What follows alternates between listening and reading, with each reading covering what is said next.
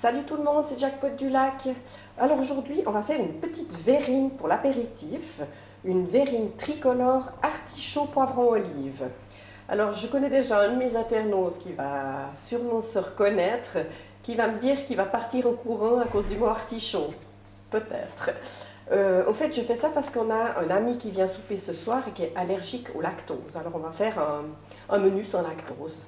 Alors on va partager cette recette. C'est la première fois que je la fais, c'est peut-être un peu gonflé. On verra si c'est bon ou pas. Il faut aimer l'artichaut et les olives et le poivron éventuellement. Allez, on y va maintenant, on arrête. Ce qu'il nous faut pour cette recette, pour 3 personnes, il nous faut une boîte de fond d'artichaut, un poivron rouge, un peu de jus de citron, du basilic qu'on va ciseler et puis garder des feuilles pour la déco. Il nous faut un peu d'olive noire, dénoyautée s'il vous plaît, un peu d'huile d'olive, un peu d'huile d'arachide ou autre chose, si les personnes sont allergiques aux arachides aussi, du sel, du poivre assaisonné et un peu de piment d'Espelette. On commence par le poivron. On va les pépiner. Je vous montre la méthode que justement la personne m'a montrée et qui vient manger ça ce soir, c'est rigolo. C'est lui qui m'a montré comment faire pour préparer, pour épépiner un poivron sans se couper. J'ai l'impression d'être un peu gauche ce matin. Oups. On enlève les parties blanches et les petites graines.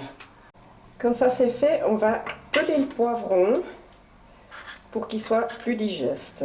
Quand c'est fait, on prend le poivron et on le coupe en petits dés. Les petits poivrons sont coupés, on va les faire revenir dans un peu d'huile. Après on met un peu de sel, un peu de poivre assaisonné.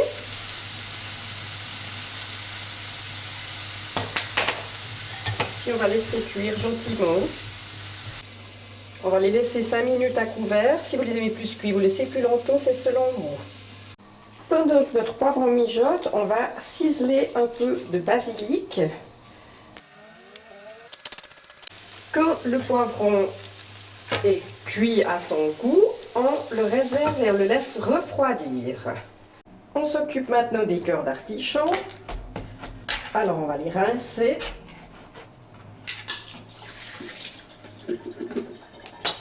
S'ils veulent bien sortir de leur boîte, voilà.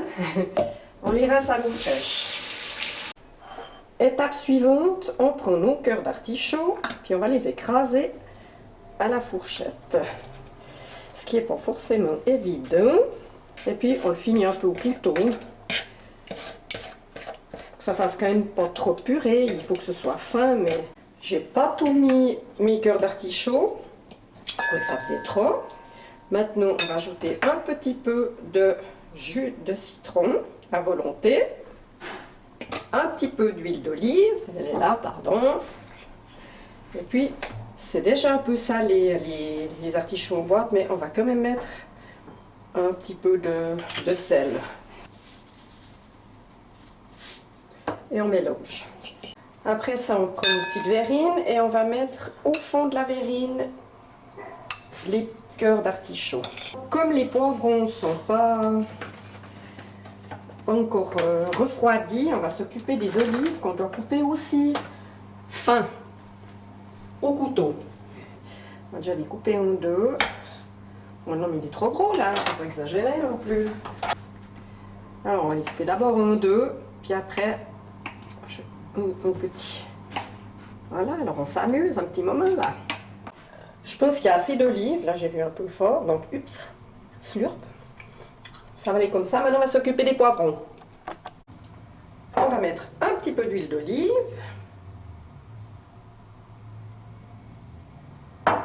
Du piment d'Espelette, mais pas trop non plus. Notre basilic ciselé. On va pouvoir finir notre verrine. Maintenant que les petits poivrons sont froids, on les arrange aux deuxième couche. On essaie de partager chrétiennement pour éviter les bagarres. Troisième couche, les petites olives. On va faire une petite déco de finition. C'est vrai que les verrines, c'est un peu dommage. Il aurait fallu qu'elles soient plus transparentes. Je n'avais pas qui convenait pour ça. C'est un petit peu mal fait parce que les couches, on ne les voit pas trop. On va faire une petite olive accrochée au bord du verre. Une petite feuille de basilic. Comme il nous restait des cœurs d'artichaut, parce que ma verrine elle est un peu vide, une rondelle de citron, un petit bout, pas trop. On peut charger mon histoire. Bon, ça va, c'est assez sympa, hein, la déco. Ça y est, c'est terminé. J'espère que cette vidéo vous aura plu. C'est vrai que c'est pas très rapide à faire, mais c'est joli. Bon, ben, on vous redira si c'est bon. Si cette recette vous plaît, vous pouvez me mettre un pouce levé. Si cette recette vous plaît, vous pouvez mettre un pouce levé. Qu'est-ce que je dois dire encore? Ben, je remercie bien entendu tous ceux qui me regardent, ça fait plaisir. Et puis à la prochaine pour une nouvelle vidéo. Bye bye!